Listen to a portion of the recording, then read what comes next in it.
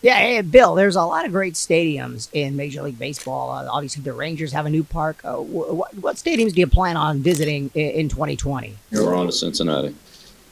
What teams do you feel are going to compete in 2020? We're getting ready for Cincinnati. Yeah. What team in the National League Central is going to compete in 2020? We're getting ready for Cincinnati. Yeah, Bill, are y'all getting ready for the Dodgers to be the best team in baseball this We're year? getting ready for Cincinnati. We're getting ready for Cincinnati. We're getting ready for Cincinnati. We're getting ready for Cincinnati. The Reds are National League Central Division champions. 1 inch at a time. 1 inch at a time. 1 inch. We're getting ready for Cincinnati. We're getting ready for Cincinnati. Now, if you know what you're worth, then go out and get what you're worth. We claw with our fingernails for that inch. Because we know when we add up all those inches, that's gonna make the fucking difference between winning and losing. The Reds are National League Central Division champions.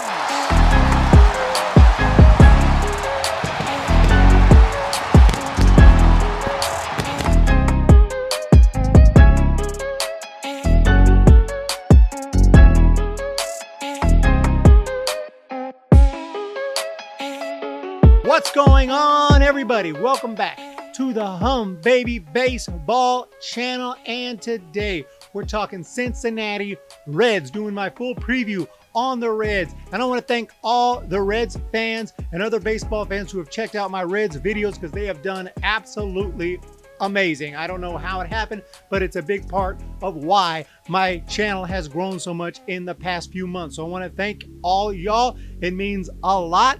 And I'm ready to talk some Reds. Before I get going, I am going to be giving away at least one bobblehead. This Joe Morgan bobblehead's going out. All you got to do is give the video a thumbs up, comment down below to let me know who you are. You don't have to mention the bobblehead. I'm going to pick someone from the comment section to send out this Joe Morgan bobblehead. In this video, if this video can get 200 likes, I'll send another bobblehead out. And if it can get 500, I'll send a third bobblehead out. I got a couple more here, Tucker Barnhart, and I got Billy Hamilton, who's in Giants camp right now. So I got 3 Reds bobbleheads. If this video does well, all 3 are going out, but I'm sending out at least one no matter what. So comment down below, give the video a thumbs up. Let's talk about this Reds 2020 team. I've been high on the Reds almost all off season long. I love the fact that they went out and they tried to make moves to improve this team and try to make the playoffs in 2020 and maybe even more. This is a team that it did the same thing in 19, but I think that the moves they made before the 2019 season, they just weren't enough. They didn't address their real needs, and that's why they didn't quite get it done. But they did make some nice moves. They hired David Bell as the manager. He's going to be back for his second year. I expect he's going to even be better, more prepared to be the manager of this team. And the Cincinnati Reds last season tried to bring some power in with some trades. They made some deals with the Dodgers to bring over Yasiel Puig. They brought over Matt Kemp, and unfortunately that didn't really work out. Matt Kemp was a little bit older, couldn't get it done. Puig never really fit in, and it just didn't happen last year for the Reds. It just wasn't enough for 2018, but as we go into 2019, the Reds made multiple moves to improve the team. And if we look at the additions here, we can see that they went all out to try to turn this into a winning team. They said, what do we need? We need power. And obviously, Kemp and Puig wasn't enough. We need people who can hit. And Mike Moustakas was one of them. He was the first big free agent signing. What a deal that was. The guy's going to hit you over 30 easily, probably over 35 home runs. Huge signing. He's going to love hitting at Great American Ballpark. Mike Moustakas on board. And then they thought, okay, what about our rotation? It's a pretty damn solid rotation, but can we bring in someone else to really shore it up? Someone who can be a 4th or 5th starter? Bam, they signed Wade Miley, who actually had a really nice year last year with the Astros, and I'll talk about that. Then they said, what about a leadoff guy? Someone who can steal bases, someone who can run, someone who can hit, someone who can get on base, who brings a little pop. Who do we got? Can we look into the international market? They did it. Shogo Akiyama is coming to be their leadoff hitter. Still got some question marks in the outfield. We got some health issues out there. We really want more power. Who's the best free agent outfielder left on the free agent market? Nick Castellanos. Boom, they sign him. They also brought back Derek Dietrich, who had a ridiculous May, who really sparked the team last year. It wasn't enough of a spark to keep it going all year, but it really did provide a jump start for that Reds team for a while, and that was Derek Dietrich, a guy who's going to give you a low average, but he has power. And hey, bring him back on a minor league deal, bring him to camp, see what he can do. I'll talk about him a little bit later, but that was an addition. But then the question mark still loomed over the Reds. What about our bullpen? They have some really nice pieces in the bullpen, but if you want one more arm in there to really shore up that bullpen and solidify their chances of competing in 2020 and winning a division title, making it into the playoffs, they did it. Pedro Strop. I absolutely love this offseason for the Reds. Now, again, the Reds didn't do great last year. They were actually 75-87, fourth place in the Central. So you're probably like, well, these are some nice additions, no doubt, but is it enough to suddenly propel them to a team that's going to win 95 plus games?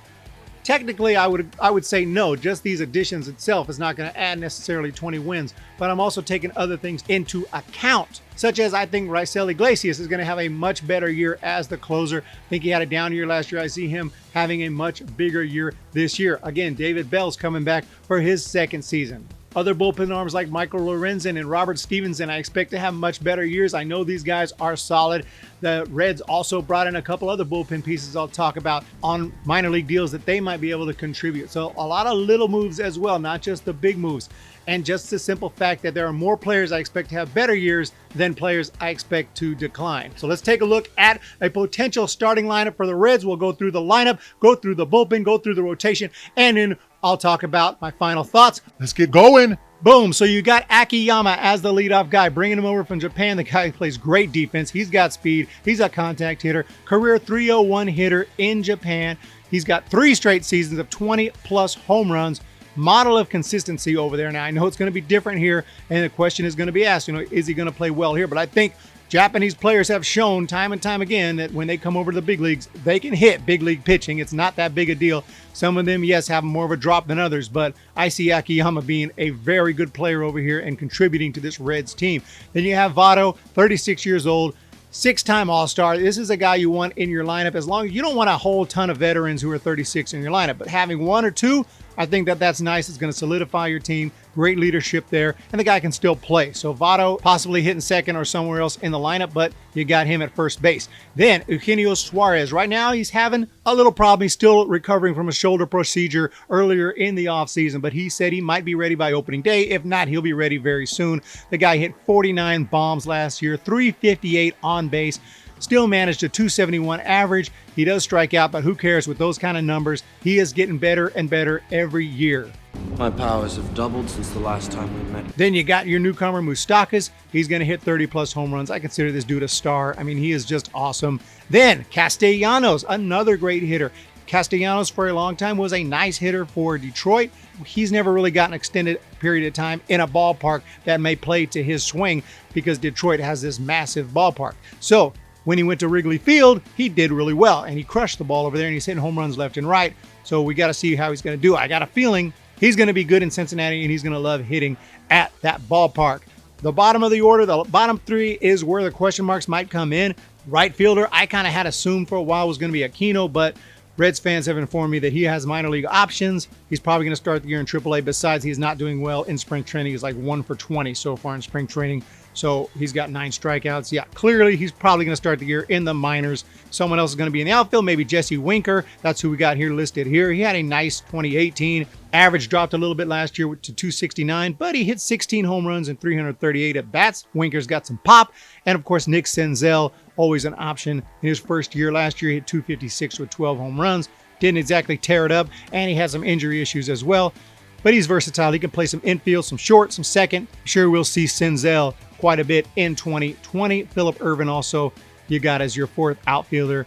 Nice player there. So they'll figure it out. They have enough depth. They have enough players. And if Aquino hits well in the minors, I see him contributing as well at some point this year. And if I didn't mention it, Aquino hit 19 bombs and 205 at-bats at the big league level. That's kind of why I like him. I love that power that he provides. So he's just got to figure his swing out, get more consistent. He could be a huge help to this Reds team. Shortstop has been a bit of a question mark. They really would like to upgrade from Freddie Galvis, but that's who they got right now. Hit 23 home runs last year, so not bad. 260 average, 296 on base. Also, Alex Blandino, Kyle Farmer can back him up. Kyle Farmer can also play catcher, so he's very versatile. And I mentioned Derek Dietrich. This is a guy who I think just can get hot at the right time and provide something. So I would definitely consider putting him on the team. He's 3 for 18 in spring training, but 2 of those hits have been bombs. So pretty much what you expect. Low batting average, a lot of strikeouts, but when he makes contact, the ball goes a long way. So Derek Dietrich, someone who the Reds might consider putting on that roster. But right now, Freddie Galvis is the man. And don't forget about Jose Garcia. I made a whole video on Garcia. He has not played above high A, so he's definitely starting the year in AAA or AA. But you know what? This guy is a monster. This guy is a beast. I see him being the Reds starting shortstop of the future. And hey, if it's necessary, he'll come up in 2020 and help the team out. You know it's happened before where a guy comes up in September, tears it up. The team has no choice but to put them on the big league roster for the playoffs, and they continue to hit well, and they become this heroic player who becomes a star from that point forward. It's possible that that could happen this season with Jose Garcia. Keep an eye on him in the minor leagues, guys. Tucker Barnhart as your catcher. I got the bobblehead right here. Make sure to like this video. Comment down below. You might get this Tucker Barnhart bobblehead. But this guy gave up switch hitting. He's only going to hit lefty from now on. You got Kurt Casale as your right-handed guy who they can platoon a little bit. They're both capable. Kyle Farmer, another guy I said as well. He can also play catcher. So they got plenty of depth at catcher. Not to mention Tyler Stevenson coming up through the minor leagues. He's 5 for 15 at spring training. 333 average with a home run. He hit 285 last year in AA. 372 on base. He's got pop. I like Tyler Stevenson a lot. He might be an option later on in the season as well. So again, it is a lineup that has power. It's a lineup that has guys they can hit. It's a lineup with not a lot of holes in it. There's a couple of question marks. Yeah, they don't have the best hitting catcher. They don't have the best hitting shortstop. But they have a lineup that is going to produce and score runs. As long as they have a good starting rotation, this team is just going to be really, really good. So the question is, do they have a good starting rotation? Only the best in all of Major League Baseball. 1 through 5, I gotta say this is up there in the big leagues as maybe the best rotation. Definitely the best in the National League. You got Luis Castillo. He made the All-Star team. He was 15-8, 220 strikeouts and 190 innings. Sonny Gray, 11-8. He only gives up 122 hits last year in 175 innings. He is filthy, 205 strikeouts. And then Trevor Bauer as your third starter.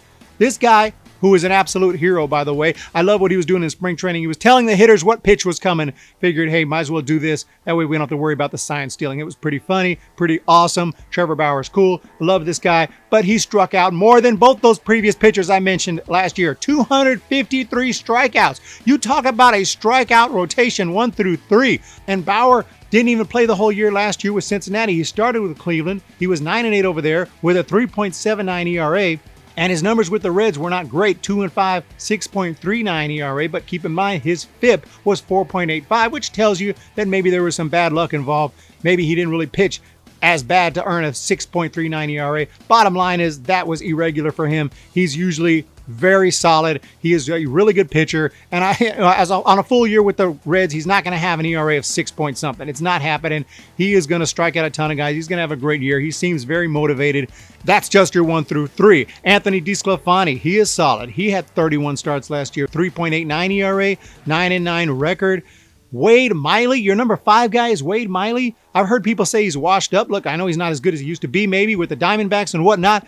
He was 14-6 last year. That's your 5th starter, 3.98 ERA. It was with Houston, who, yes, they have an offensive advantage, shall we say. And last year, I don't know, what they were doing offensively, but they were obviously the Houston Astros score a lot of runs, one way or another. So that helped that 14-6 record. But still, he had an ERA under 4. He started 33 games. He's reliable. Wade Miley as your 5th guy. That is awesome. And when you combine that rotation with that lineup, already I'm saying this is a team that's going to win a lot of games. The only question mark could be the bullpen. Do they have a good bullpen? Well, like I said, they signed Pedro Strop, but they do have a good bullpen. They have a lot of arms in there can throw. They picked up a couple of guys on minor league options I'll mention. I see Raisel Iglesias, who's a strikeout machine. He had a little bit of a rough year last year with his control, but I see him having a bounce back year. Not to mention Michael Lorenzen, who can also play outfield and hit. So they got a guy who's a two-way player, Michael Lorenzen, and he's a great pitcher. Amir Garrett, Robert Stevenson, all these guys are solid in that bullpen.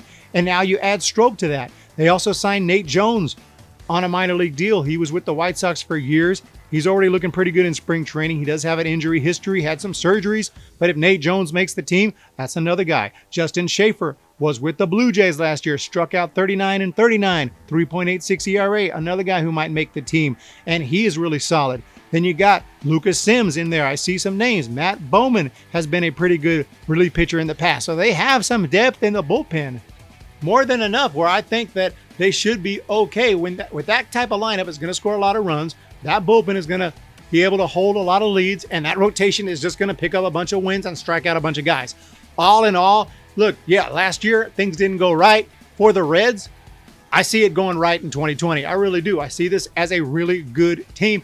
They are at least going to make a wild card, but I got them picked as winning the division. I just do. I think they win that division in 2020 and go to the playoffs without having to deal with that wild card game. I could be wrong on that. I think it's going to be a very tight race. There's no way to know for sure. I liked the Reds last year. I probably would have picked them better than fourth place, but I wouldn't have picked them to make the playoffs. This year, I am picking them to make the playoffs. I got the Reds first place in the Central in 2020, and I'm right now working on my playoff predictions. We'll see how deep I have them going. Will I have them in the World Series? Will I have them as the 2020 champs?